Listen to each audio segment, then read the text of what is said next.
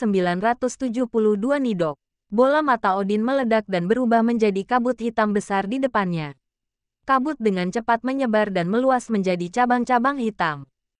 Ia benar-benar berubah menjadi pohon besar, yang tumbuh subur di belakang Odin. Mata kiri Odin telah kehilangan bola matanya dan berubah menjadi lubang gelap. Dia berdiri di bawah pohon. Aura mengerikan menghubungkan dia dan pohon itu. Sesuatu muncul dari mata kirinya yang telah kehilangan bola matanya. Hela dan Loki tanpa sadar mundur beberapa langkah, karena Odin kini memancarkan aura yang membuat mereka makin takut. Odin menunggangi Pegasus bersayap 8, dengan siluet pohon dunia besar melayang di belakangnya. Dia menatap Crow of Doom yang berlari ke arahnya. Matanya tertuju pada Demon Spear di tangan Crow of Doom. Lalu dia menarik tali kekang di tangannya dan berkata, "Jalan." Pegasus bersayap 8 meringkik. Ia menyatu dengan Odin dan merupakan perwujudan keinginan Odin untuk bertarung. Pada saat ini, ia juga mengalami transformasi bersama tuannya. Petir gelap menyelimuti mereka berdua, dan 8 sayap mengembang dengan suara, "Bang!" Kuku kuda yang besar menginjak tanah dan terbang menuju Crow of Sin. Tangan kanan Odin mengembun menjadi tombak petir, dengan petir perak melilitinya. Petir hitam khusus dan petir perak bersama-sama membentuk seperti dua ular. Kedua kelompok penyerang itu segera bertabrakan satu sama lain, dan tombak pemakan setan milik Crow of Doom diarahkan langsung ke kepala Odin dan ditebas dengan dahsyat. Odin mengangkat Gungnir di tangannya dan bertarung melawannya tanpa rasa takut. Petir yang dahsyat itu dengan cepat meredup setelah menyentuh tombak pemakan setan. Namun petir hitam itu jatuh ke tanah lalu menusuk tubuh Gagak Dosa dari bawah tanah. Karena tombak pemakan setan dapat menekan kekuatan super, bukankah tidak apa-apa kalau kita hindari saja ujung senjatanya? Cahaya listrik hitam itu dengan cepat meluas di bawah Crow of Sin dan langsung berubah menjadi ular hitam besar. Ular pemakan, Nidok. Saat Crow of Doom ingin menggunakan senjatanya untuk memblokir serangan itu, senjata Odin juga hancur berkeping-keping. Petir yang mengerikan itu meledak tepat di depannya dan berubah menjadi sangkar petir. Sang Gagak Dosa tidak dapat berkonsentrasi pada pertempuran dan digigit oleh Nidok di tubuh bagian bawah. Ular hitam itu melesat ke langit bersama tubuhnya, lalu menukik tajam ke tanah. Cahaya listrik hitam meledak di atas bumi, dan arus listrik hitam yang meledak menyapu, dan kilat hitam yang melonjak menenggelamkan sejumlah besar prajurit Crow. Odin memegang kendali di satu tangan dan terus menyerang ke depan.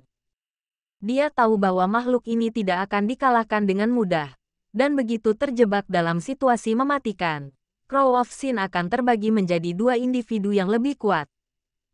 Oleh karena itu, perlu dilakukan pengendalian pada tahap pertama sambil memastikan dia tidak terbunuh. Odin sudah punya rencana untuk ini. Dia mengangkat tangannya, dengan tombak perak Gungnir di tangan kirinya dan tombak hitam Nidok di tangan kanannya. Sebagai pemilik tombak keabadian, kedua tombak petir ini mempunyai kemampuan yang tidak akan pernah meleset. Sebelum dihancurkan, kami akan mengejar musuh sampai ke ujung bumi. Jika kau mampu menahan dua tombak petir sekaligus, maka aku akan menggunakan lebih banyak tombak petir untuk menghadapimu sekaligus. Aku ingin melihat berapa banyak tombak petir yang mampu kau tahan. Sayap Pegasus bersayap 8 tiba-tiba terangkat ke langit seperti pedang tajam. Pegasus bersayap 8 adalah bagian dari Odin. Sama seperti tubuhnya, masing-masing sayapnya memiliki kilatan petir yang menyala-nyala penuh dengan energi yang kuat, yang berkumpul menjadi 8 kilatan petir berbentuk bola. Bersama dengan dua senjata petir di tangannya, totalnya ada 10 serangan. Burung gagak jahat merangkak keluar dari bawah tanah. Serangan Nidok juga menyebabkannya cedera serius. Dalam wujud pertamanya, kekuatan tempurnya hanya setara dengan uskup putih. Begitu dia muncul, 10 serangan guntur Odin menerobos udara. Ledakan. Karena kekuatan Odin, awan petir besar berkumpul di langit. Kecepatan 10 serangan itu tak terbayangkan. Guntur merupakan salah satu energi tercepat di alam, dan dalam sekejap ia melingkupi Crow of Sin. Yang paling menakutkan adalah bahwa guntur ini memiliki kesadaran diri dan akan mengejar dan membunuh target setelah mereka menguncinya. Pupil mata burung gagak jahat mengecil. Dia mengepalkan tombak pemakan setan dengan kedua tangannya dan mengayunkannya dengan kekuatan besar. Satu demi satu sambaran petir menyambar, dan petir hitam itu pecah dan berubah menjadi ular hitam raksasa yang menelannya. Tidak peduli seberapa cepat burung gagak kejahatan, ia tidak dapat menjatuhkan guntur ke-10 dalam sekejap. Tombak keabadian menghantam pinggangnya dan langsung menembus baju besinya. Dalam hal kemampuan mematikan dan menembus baju zirah saja, Odin sudah pasti termasuk di antara manusia terkuat.